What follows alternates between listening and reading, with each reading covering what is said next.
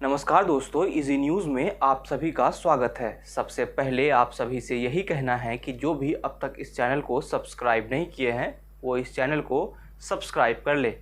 पिछले वीडियो में हमने आपको ये बताया था कि किस तरह से हिंदू पक्ष ने कोर्ट में ज्ञानवापी को लेकर अपना पक्ष रखा और कोर्ट ने ये तय किया कि ये याचिका सुने जाने योग्य है और इस पे आगे सुनवाई हो सकती है। उसी को देखते हुए कोर्ट ने अपना फैसला दिया, लेकिन अब इसको लेकर कई तरह की बातें सामने आ रही है। जैसा कि हमने आपको पिछले वीडियो में ही बताया था कि कोर्ट ने मुस्लिम पक्ष की याचिका को खारिज कर दिया है, लेकिन जब से ये फैसला आया है तब से अलग अलग तरह की बातें पूरे देश में हो रही है।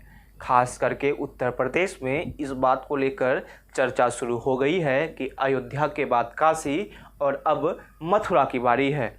उत्तर प्रदेश बीजेपी के कई बड़े नेता इसको लेकर ट्वीट करते हैं और ये दिखाने की कोशिश करते हैं कि जैसे ज्ञानवापी में ये फैसला आ गया हो कि ज्ञानवापी परिसर में हिंदुओं को पूजा करने की अनुमति मिल गई है, लेकिन ऐसा बिल्कुल भी नहीं है। कोर्ट ने सिर्फ अभी इतना ही कहा है कि ज्ञानवापी को लेकर सुनवाई हो सकती है और हम सुन सकते हैं कि वहाँ पर मस्जिद है या मंदिर, लेकिन जिस तरह से बीजेपी या हिंदू पक्ष के नेता इसे उभारने में लगे हैं और ये दिखाने की कोशिश कर रहे हैं कि अब जैसे अयोध्या, काशी और मथुरा में भी ये तय हो जाएगा कि जो हिंदू क्लेम कर रहा है वो सही है। सवाल ये है कि जिस तरह से राम मंदिर पर फैसले के बाद संयम बरतने की बात की गई थी, क्या वो ज्ञानवापी में नहीं दिखाया जा सकता था?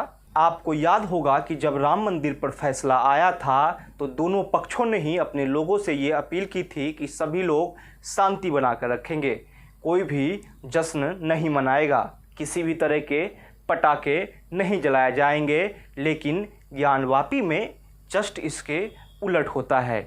यहाँ पर पटाखे भी जलाए जाते हैं, जश्न भी मनाया जाता है, तरह तरह के बयान भी सामने आते हैं और ट्वीट की बात ही ना करें, क्योंकि इसमें बड़े से बड़े और छोटे से छोटे नेता अपने आप को शामिल करते हैं और ये दिखाने की कोशिश करते हैं कि अयोध्या, काशी के बाद अब मथुरा में भी जीत की बारी आ गई है। आपको बता दें कि मथुरा में भी श्री कृष्ण जन्मभूमि विवाद को लेकर सुनवाई हो रही है। मथुरा जिला कोर्ट में भी इसको लेकर लगातार सुनवाई चल रही है। वहां भी एएसआई सर्वे की मांग की जा रही है, जिस पर अभी कोर्ट में सुनवाई चल रही है और हाई कोर्ट ने जिला कोर्ट को ये आदेश दिया है कि अगले 4 महीने के अंदर ये तय कर लिया जाए कि वहाँ पर एएसआई का सर्वे होना है या फिर नहीं।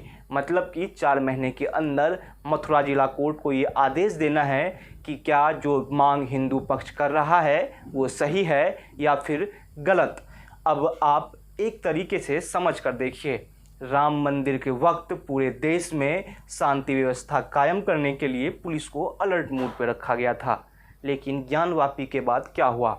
हालांकि ज्ञानवापी अपने अभी शुरुआती पड़ाव पर है। अभी इस केस को हाई कोर्ट और फिर सुप्रीम कोर्ट से भी गुजरना है, क्योंकि इतना तय है कि मुस्लिम पक्ष इसे सुप्रीम कोर्ट तक लेकर जरूर जाएगा। लेकिन क्या शुरुआती जीत के बाद इस तरीके से जश्न मनाना और दूसरे समुदाय को ये दिखाना कि हम जीत गए हैं, ये क्या सही है? क्योंकि राम मंदिर के वक्त हमने देखा था, मैं बार बार राम मंदिर के वक्त का ये इसलिए बात कर रहा हूँ क्योंकि वो बहुत बड़े इंतज़ार का फल था।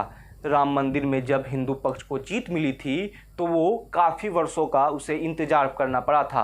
काफ़ी वर्षों तक हिंदू पक्ष ने इसको लेकर कानूनी लड़ाई लड़ी थी और फिर जाकर जीत मिली थी। शायद वर्षों के कानूनी लड़ाई के बाद जिस जीत को संयम से मनाया गया, क्या कुछ ही दिनों के अंदर या कुछ ही महीनों के अंदर मिली जीत को इस तरीके से जश्न के तहत मनाया जाना चाहिए? आज मैं ज्ञानवापी को लेकर इसलिए ही आपके पास सामने आया हूँ क्योंकि जीत के जश्न को मनाने के कई तरीके हो सकते हैं, लेकिन क्या दूसरे को नाराज कर कर खुद को खुश कर लेना किसी भी समाज या किसी भी वक्त के लिए अच्छा हो सकता है? मेरे हिसाब से नहीं हो सकता है। निश्चित ही ज्ञानवापी पर फैसला हिंदू पक्ष की जीत थी, लेकिन इसको लेकर जिस तरीके से पटाखे ढोल तमाशे किए गए वो बिल्कुल भी सही नहीं था। इसको लेकर आपके क्या विचार है हमें कमेंट बॉक्स में बताइएगा। इस वीडियो को लाइक और शेयर करना ना भूले और जाते जाते इस चैनल को सब्सक्राइब कर ले।